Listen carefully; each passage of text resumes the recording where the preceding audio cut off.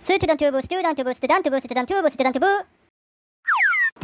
안녕하세요. Q&A 학생 참여 채널 스튜던튜브입니다. 저는 철수 삼촌이고요.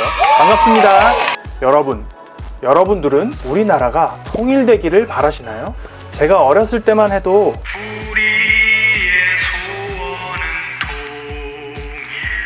이 노래를 흔히 들었었는데 언제부턴가 이 노래를 들어본 기억이 없는 것 같습니다. 지금 가만 생각해보면 내 소원이 왜 통일이지? 라는 생각이 들기도 해요. 내 소원은 부자가 되는 건데. 웃자고 한 얘기고요. 제 소원까지는 아니더라도 소망은 분명히 맞는 것 같습니다. 지난 영상에서 제가 투명인간이 된다면 걸어서 북한에 가보고 싶다고 했던 걸 보신 분도 계실 거예요. 안 보셨다면 여기 위에를 눌러보시고요. 대한민국과 조선민주주의 인민공화국, 즉 남한과 북한이 통일이 된다면 어떨 것 같으신가요? 여러분들이 잘 아시는 것처럼 남한과 북한은 6.25 전쟁부터 휴전 상태가 된 이후로 벌써 70년이라는 세월이 흘렀습니다. 오랜 세월 동안 서로 각자의 삶을 살고 있지만 시간이 아무리 많이 흘러도 변하지 않는 것이 한 가지 있죠. 그것은 바로 남한과 북한은 한국어라는 같은 언어를 사용하고 같은 문화와 정서를 가진 한민족이라는 사실입니다. 다만 남북한이 서로 헤어지고 상호 간의 교류도 거의 없다 보니 같은 언어를 사용하는데도 불구하고 생소한 단어나 어휘가 많기는 하지만 그렇다고 북한에서 사용하는 말이 한국어가 아니라 북한어가 되는 것은 아니죠. 대한민국 남한에서도 표준어, 그러니까 서울말이 있고 강원도, 경상도, 충청도, 전라도, 제주도 사투리가 다양하게 존재하는 것처럼 북한에도 함경도, 황해도, 평안도 사투리가 존재합니다. 잠깐! 북한은 다 똑같은 사투리를 쓰는 거 아니었나요? 라고 질문하시는 분들도 분명히 계실 겁니다. 사실 틀린 말은 아닙니다. 북한에서는 1964년과 1966년 두 차례에 걸친 언어정책과 관련한 김일성의 교시에 영향을 받아서 대대적인 말 다듬기 사업이 진행되고 문화어가 등장하면서부터 사실상 북한 사투리의 대가 끊기게 되었다고 하죠. 물론 사투리를 못 쓰게 한다고 해서 하루아침에 바뀌지는 않았을 겁니다. 예를 들어 방금 전까지 이 시간 뭐라 했노? 라고 말하던 경상도 사람이 내일부터 너 지금 무슨 말을 했니? 라는 표준어를 써야 한다면 절대 한 번에 바꿀 수 없을 테니까요. 아니 사실 우리나라에선 바꾸라고 해도 바꿀 리도 없겠죠. 개인의 자유를 중시하는 자유민주주의 국가인 대한민국에서 사투리도 마음대로 못 쓰고 무조건 표준어만 사용하라고 강요했다가는 진짜로 이런 말을 듣게 될 겁니다. 이 시간 뭐라 했노? 어이? 이쯤 되면 북한 사투리는 어떻게 다른지 궁금하지 않으세요? 그래서 찾아봤습니다. 어디 가시나요? 어디 가세요? 라는 말을 북한 사투리로 말한다면 먼저 함경도 사투리, 어둠에 가심둥. 다음은 황해도 사투리. 어디 가실까? 억양이 이게 맞는지는 잘 모르겠어요. 마지막으로 평안도 사투리. 어둠에 가심내까? 이렇게 보니 우리가 들어본 북한 사투리 중에서는 평안도 사투리가 그나마 친숙한 것 같네요. 얼마 전에 TV 드라마로 방영했던 사랑의 불시착을 보신 분이라면 느낌이 오실 것 같습니다. 저도 몇 번 보기는 했는데 워낙 뜨문뜨문 봐서. 사투리 얘기는 여기까지 하고요. 이제부터가 진짜 중요한 얘기입니다. 여러분, 통일을 원하시나요? 원하신다면 왜 원하시나요? 원하지 않으신다면 왜 원하지 않으시나요? 이 철수 삼촌이 어렸을 때만 해도 남북이 분단된 지 30년 정도밖에 되지 않았던 때라서 이산가족들도 많았었고 고향을 그리워하는 분들도 많았었습니다. 하지만 2020년 오늘날은 어떤가요? 이미 70년이라는 세월이 지났고 현 시대를 살아가는 대부분의 사람들은 북한에 가족을 둔 사람도 북한이 고향인 사람도 극히 드뭅니다. 따라서 아마도 지금 이 영상을 보시는 여러분들조차도 가족 때문에 혹은 고향 때문에 통일을 원하시는 분은 거의 없을 거라고 생각합니다. 이건 사실 너무나도 당연하고 자연스러운 일이기 때문에 기성세대에게 비난을 받거나 미안해할 일이라고 할 수는 없습니다. 그렇다면 누구 좋자고 우리가 통일을 해야 하는 거지? 라고 생각하실 수도 있을 거예요. 누구긴 누굽니까? 우리 좋자고 하는 거죠. 혹시 통일 비용이란 말 들어보신 분 계신가요? 오, 많이들 알고 계시네요. 역시 저희 구독자분들 수준이 와우! 통일 비용이란 말 그대로 남북 간의 경제 격차를 해소하기 위해 발생하는 지출을 의미합니다. 다들 아시다시피 남한의 경제력은 북한의 경제력보다 월등히 높습니다. 그런데 만약 통일이 되어서 북한 지역의 경제력 수준을 올리려면 그 부담은 당연히 남한 지역 주민들의 몫이 되겠죠. 결국 우리가 더 많은 세금을 내야 할 수도 있다는 얘기입니다. 통일을 부담스러워하는 가장 큰 이유라고 볼 수 있겠죠. 하지만 여기서 간과하고 있는 사실은 바로 분단 비용입니다. 현재 한반도가 분단되어 있기 때문에 지속적으로 투입되는 비용이 바로 분단 비용입니다. 대한민국의 건장한 남성이라면 누구나 가야 하는 군대와 탱크, 미사일, 전투기 같은 무기들을 구입하고 개발하고 유지하는 국방비뿐만 아니라 외교비, 대북기관 유지비 등이 모두 분단 비용이며 이 비용은 지금도 우리의 세금으로 충당되고 있습니다. 통일이 되기 전까지는 계속 지출될 수밖에 없겠죠. 하지만 통일이 된다면 통일 비용에 많은 지출이 생기기는 하겠지만 분단 비용은 지금보다 많이 줄어들 것이라고 예측할 수 있습니다. 10년, 20년, 아니 100년, 200년 장기적으로 본다면 당연히 더 이득이라고 볼 수 있겠죠. 이렇게 얘기하면 나는 앞으로 오래 살아봐야 100년 살까 말까인데? 라는 생각이 드는 분도 계실 겁니다. 그런데 이렇게 한번 생각해 보시면 어떨까요? 6.25 전쟁 이후 세상에서 가장 가난한 나라였던 우리가 그 누구의 노력으로 지금의 경제 성장을 이룩할 수 있었는지, 민주주의 국가라고는 하지만 진정한 민주화를 쟁취하기 위해 그 시절 공권력과 총의 탄압에 맞섰던 사람은 또 누구였었는지, 이분들은 바로 우리의 부모님 그리고 우리 부모님의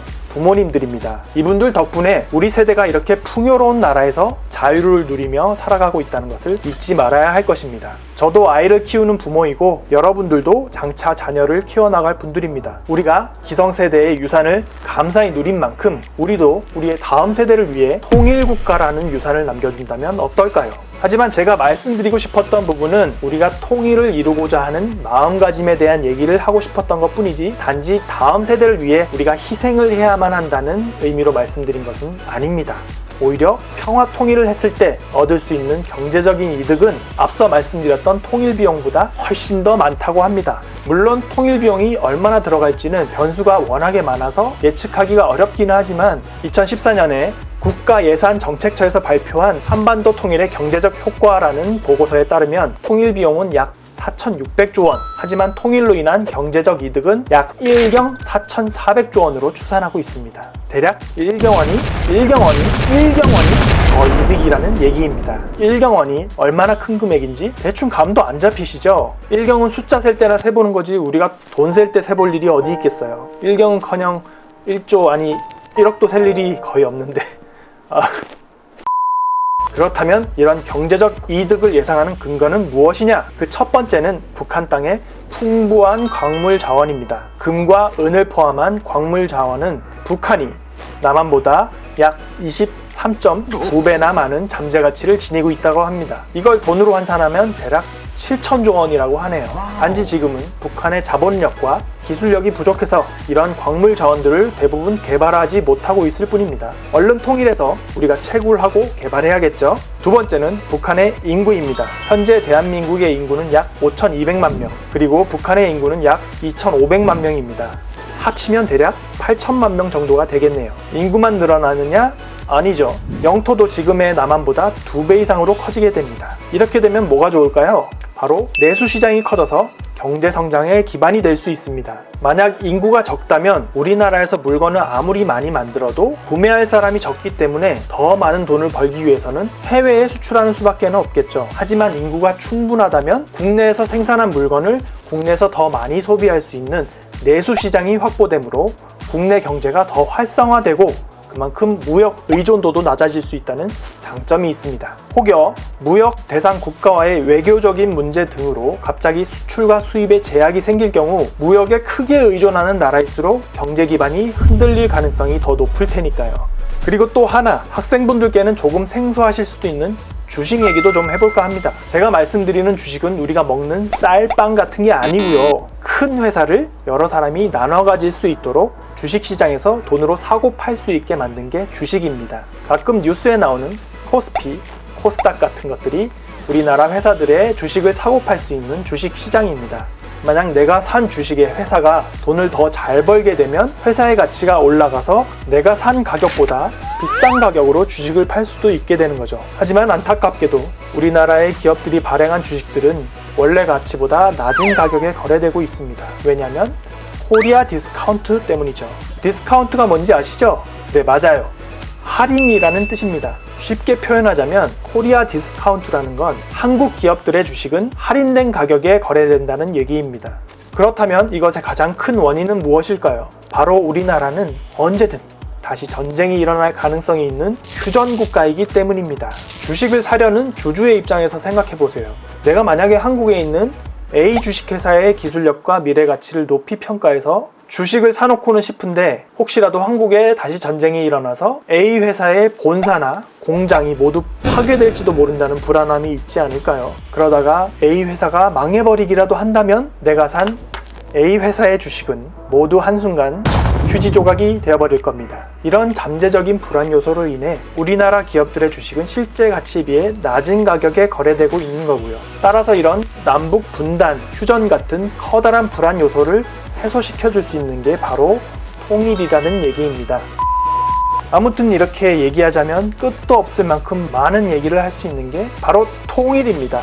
지금 이 영상을 시청하고 계시는 학생 여러분들은 영상을 보시면서 어떤 생각이 드시는지 궁금합니다. 제가 말씀드린 내용에 대해 공감하는 분들도 계실 거고 또 제가 말씀드리지 않은 부분을 들어서 통일에 대해 부정적으로 생각하시는 분들도 계실 겁니다. 저는 이렇게 여러분들의 다양한 의견과 생각이 담긴 영상을 모아 구독자 및 시청자분들과 함께 공유해 보려고 합니다. 통일에 대해서 각자 느낀 점이나 생각하는 점이 있으시다면 본인의 핸드폰으로 직접 동영상을 촬영하셔서 아래에 영상 설명란에 나와 있는 카카오톡이나 이메일을 통해 저에게 영상을 보내주신다면 대단히 감사드리겠습니다. 부족한 지식이지만 앞으로 대한민국을 이끌어 나갈 우리 학생 여러분들이 이 영상을 봐주실 것을 생각하며 나름 진지하고 신중하게 준비해서 일부러 복장도 단정하게 차려입고 촬영한 영상입니다. 지금까지 시청해주신 분들께 감사드리고 영상이 재미있으셨다면 좋아요, 앞으로의 영상들이 기대가 되신다면 구독 버튼을 눌러주시고 댓글도 많이 남겨주시길 부탁드리겠습니다. 지금까지 저는 스튜디언 튜브의 철수 삼촌이었습니다. 그럼 저는 이만 통일! 그렇다면 이런 경제적 이득을